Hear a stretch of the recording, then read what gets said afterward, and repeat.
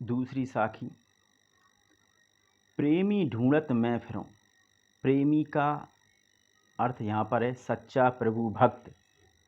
कबीरदास जी कहते हैं कि मैं सच्चे प्रभु भक्त को ढूंढता फिर रहा हूँ, लेकिन मुझे आज तक कोई सच्चा प्रभु भक्त नहीं मिला है।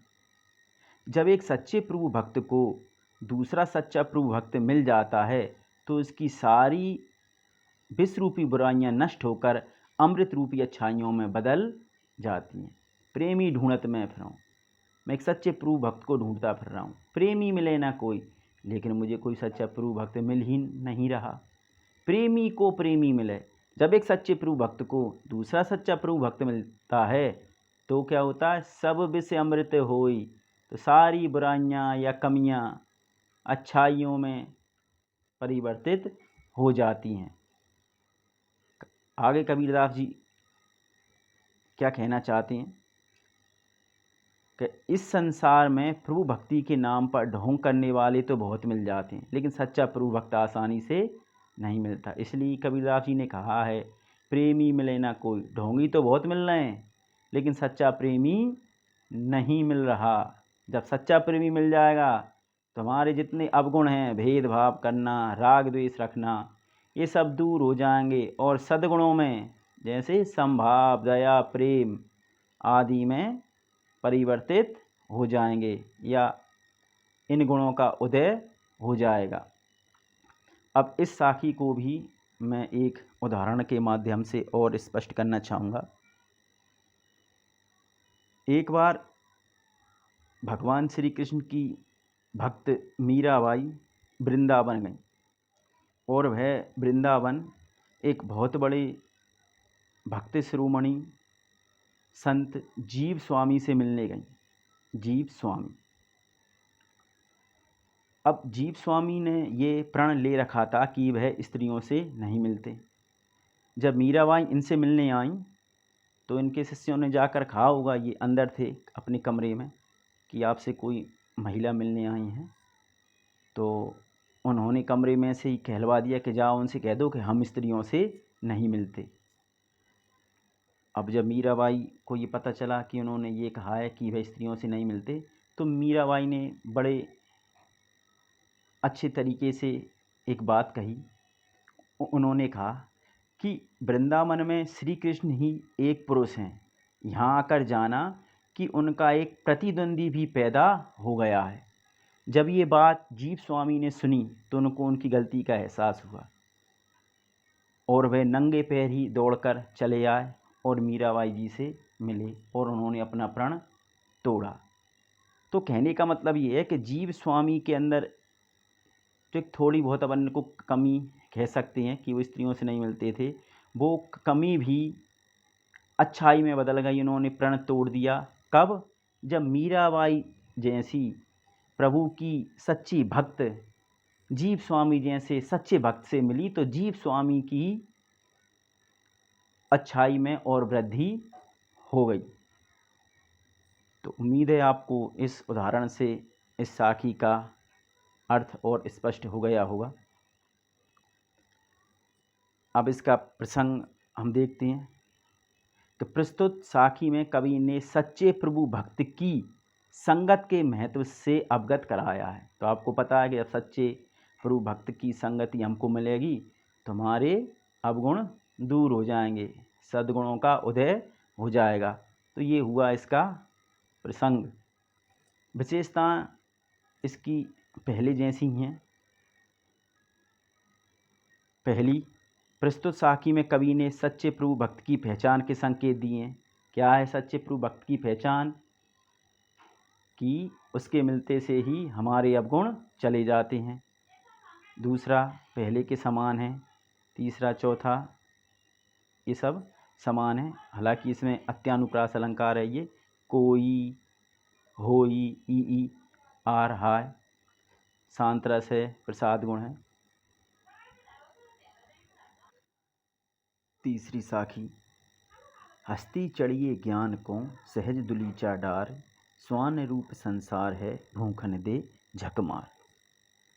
कबीरदास जी कहते हैं कि जिस प्रकार महावत हाथी की सवारी करता है, और जब हाथी सड़कों पर चलता है तो क्षुद्र कुत्ते, छोटे छोटे कुत्ते उस विशाल हाथी को देखकर भौंकने लगते हैं।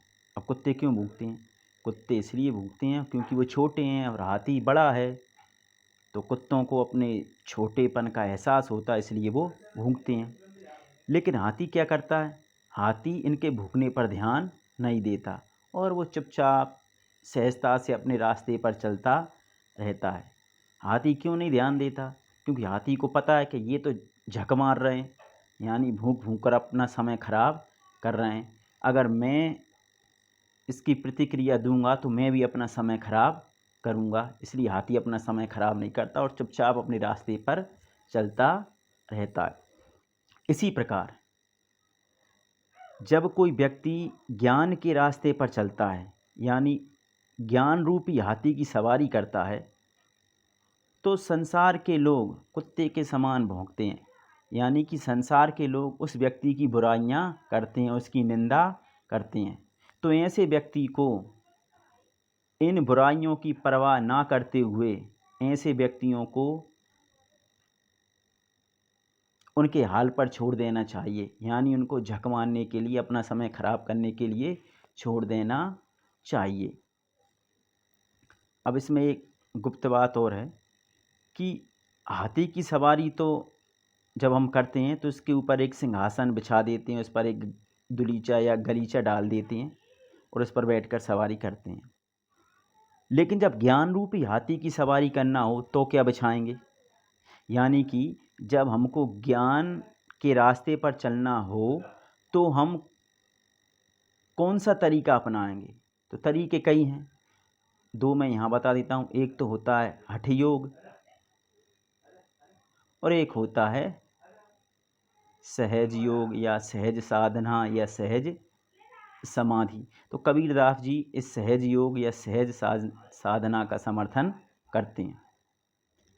अब इस पूरे पद को मैं एक कहानी के माध्यम से आपको समझाता हूँ।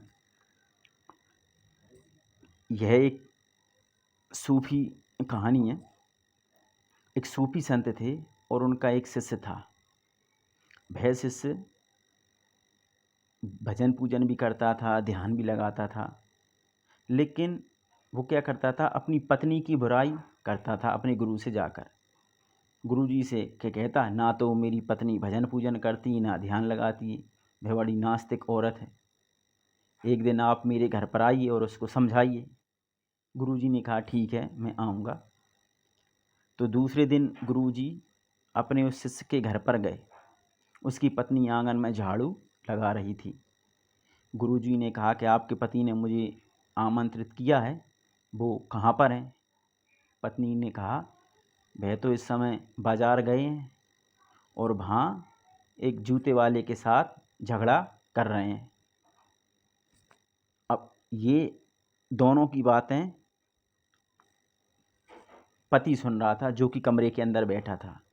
उसको गुस्सा आया और वो ध्यान लगा रहा था और ध्यान से उठकर बाहर आया और गुरुजी से बोला, देखा ये कितना झूठ बोलती है, मैं कमरे के अंदर बैठकर ध्यान लगा रहा हूँ और यह आपसे कह रही है कि वो तो बाज़ार में उस जूते वाले के साथ झगड़ा कर रहे हैं। पत्नी ने कहा, गुरुजी आप इनसे पूछिए कि जब ये ध्यान लगा रहे थे तो ये क्या सोच रहे थे? गुरुजी ने पूछा, भाई बताओ क्या सोच रहे थे? उस व्यक्ति ने कहा, उस साधु ने कहा कि सोच तो मैं जूते वाले के बारे में रहा था, क्योंकि मेरा जूता फट गया है और रात को मैं सोच रहा था कि सुबह मैं जूता लेने जाऊंगा और ध्यान में वही बात चल रही थी। वो जूते वाला ज़्यादा पैसे मांग रहा था, मैं कह रहा था ये तो बहुत ज़्यादा हैं। इसी बात पर हम दोनों का झगड़ा हो गया और मैं उसकी कॉलर पकड़ने ही वाला था कि इतने में आप आ गए।